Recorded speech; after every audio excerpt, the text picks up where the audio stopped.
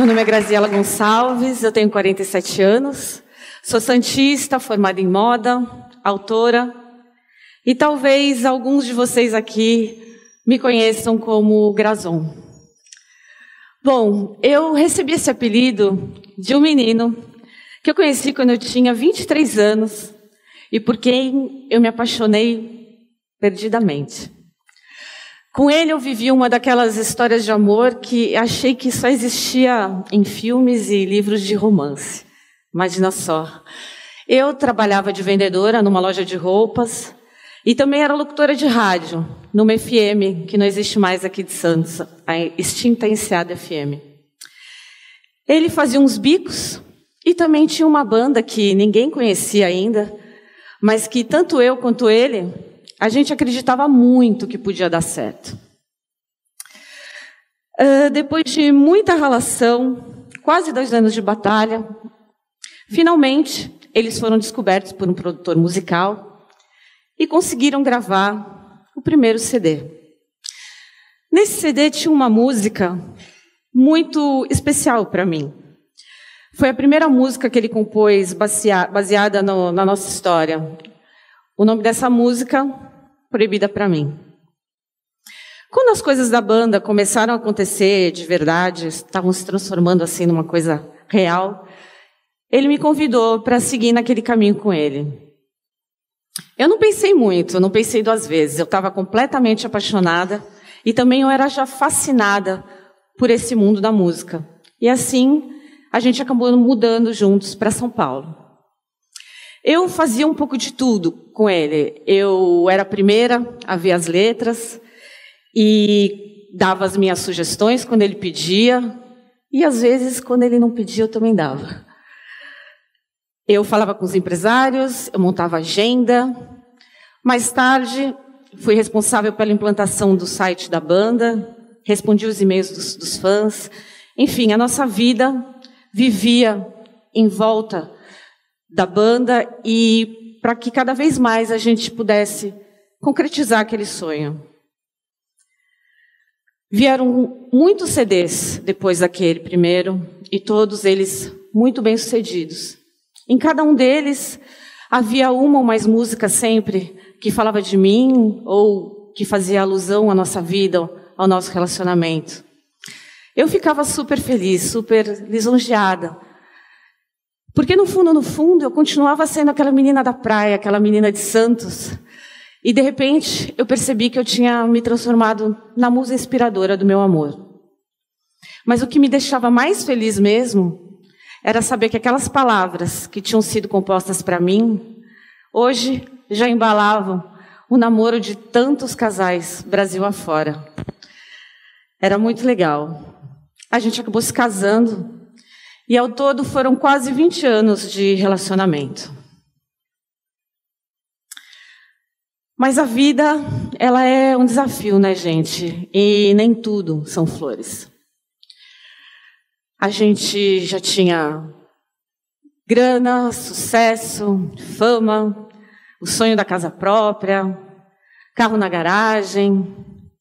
Mas junto com tudo isso, vieram também muitos problemas e muitas pressões. E, infelizmente, o meu marido acabou se tornando viciado em cocaína. Foram 3 anos muito difíceis, em que eu lutei muito ao lado dele para tentar fazer ele se livrar daquele vício. Um belo dia, depois de uma conversa particularmente difícil, em que eu tentava fazê-lo aceitar ajuda para ele se livrar daquilo, ele resolveu que tinha que sair de casa. E pouco mais de 3 meses depois dele ter tomado a decisão de sair de casa, ele acabou sucumbindo àquela droga e veio a falecer no dia 6 de março de 2013. Meu mundo caiu. Eu perdi minha identidade. Eu perdi a noção de tudo que estava ao meu redor. Eu perdi a vontade de viver. Eu já não sabia mais quem eu era.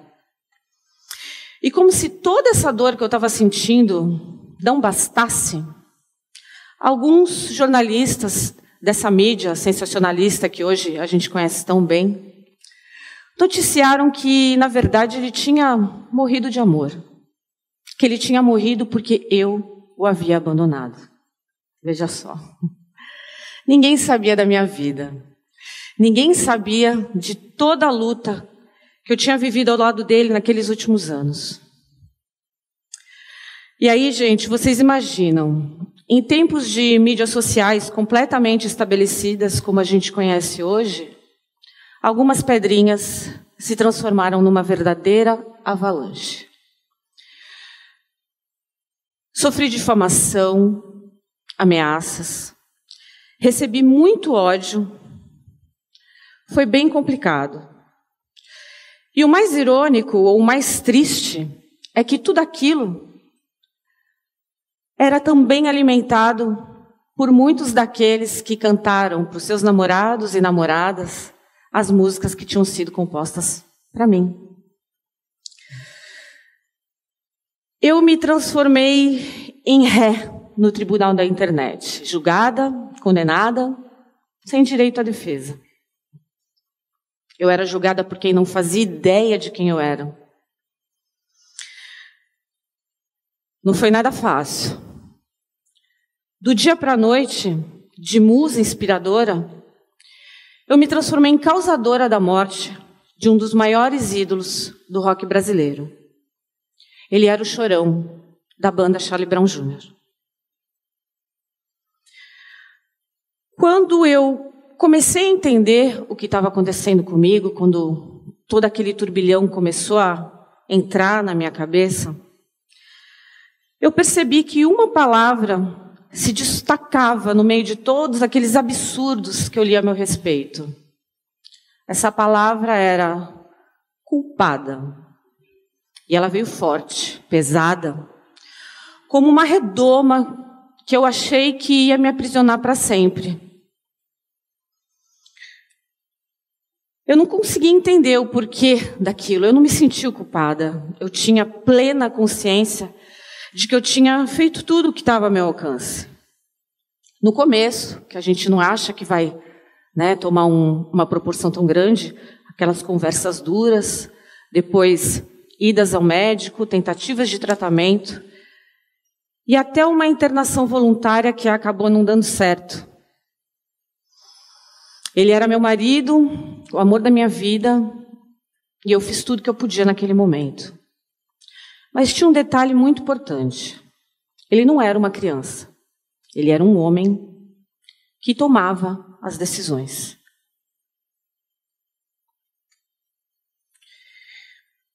Então eu comecei a entender, pensar naquilo tudo que estava acontecendo, e aí caiu a ficha. O que estava acontecendo comigo é que eu estava sendo responsabilizada por uma coisa sobre a qual eu não tinha o menor controle, que é a decisão, a escolha do outro. Mas espera aí, Como assim? Gente, eu não sou a primeira, nem a única, e nem você a última mulher a passar por algo assim. Quando eu comecei a me aprofundar nesse pensamento, eu percebi que havia milhares de situações onde a mulher é taxada de culpada. Desde aquelas mais corriqueiras, tipo quando alguém vai na casa da mulher e nota que tem uma sujeirinha a mais, nossa, que casa suja. Mesmo aquela mulher fazendo jornada tripla, trabalhando o dia inteiro, cuidando dos filhos, sem tempo para nada. Até aquelas situações mais absurdas, inadmissíveis, que é como quando a mulher sofre violência sexual, e ao invés dela ser acolhida como vítima, que de fato ela é condenada como provocadora, causadora, porque de repente ela escolheu mal a roupa que ela saiu naquele dia. Ela provocou. Gente, esse buraco da culpabilização feminina, ele é bem fundo. E é uma coisa estrutural. Perpetuado por nós, mesmo que a gente não perceba, a gente não se dá conta disso.